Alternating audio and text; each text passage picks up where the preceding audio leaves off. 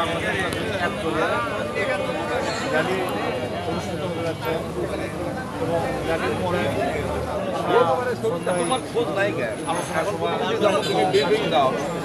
কয়বার বাবু খুশি আচ্ছা আমি কই কোন দিক দিয়ে দাম হইলো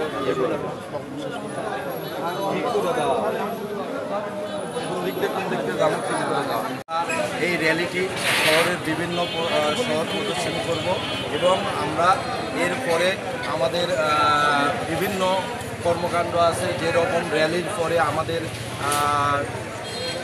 কেক কাটা অর্থাৎ কেক কাটন আমাদের প্রশাসনিক কর্মকর্তারা এসে কেক কাটবেন এবং আমাদের বিভিন্ন সাংস্কৃতিক বিভিন্ন আবৃত্তি সব কিছু আমরা রেখেছি।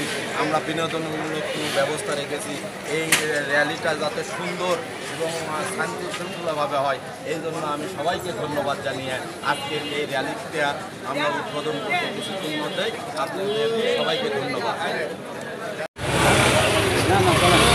আগে কানা ইয়ে যাই ঝাউরি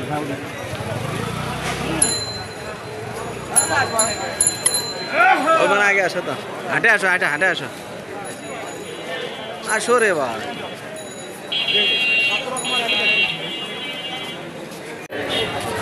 ধন্যবাদ সবাইকে। আজকের র্যালি এখানে সমস্ত সুন্দরভাবে সবাই আপনাদের দেখা হবে। ধন্যবাদ সবাইকে।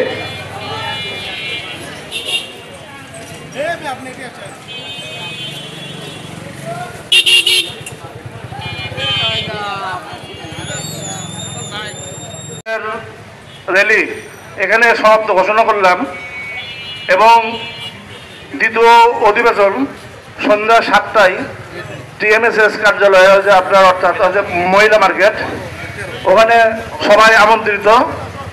ওখানে কেক কাটা অনুষ্ঠিত হবে এবং সাংস্কৃতিক অনুষ্ঠান হবে এবং খাওয়া দাওয়া রাত্রি 8টায় হবে ইনশাল্লাহ। আপনারা সবাই আমন্ত্রিত।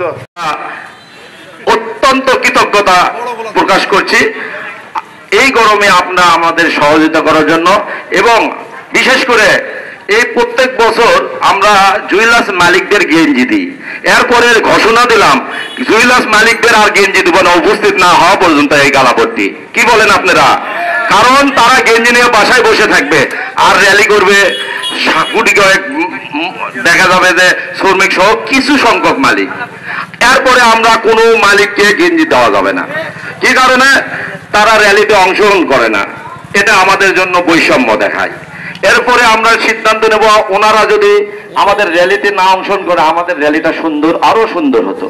যাই হোক আজকে এই পরিস্থিতি সবাই যে অংশগ্রহণ করেছে আসলে আমরা বগুড়া জেলার পক্ষ থেকে সবাইকে ধন্যবাদ এবং আজকের প্রথম অধিবেশন এখানেই শেষ। দ্বিতীয় অধিবেশনের ঘোষণা আমাদের সভাপতি সাহেব আপনাদেরকে দেবে, আপনারা সবাই শুনবেন। সবাইকে ধন্যবাদ। আসসালামু আলাইকুম।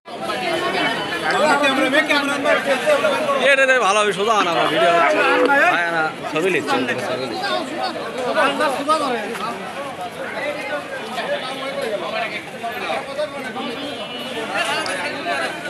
সম্মানিত উপস্থিত হয়নি তো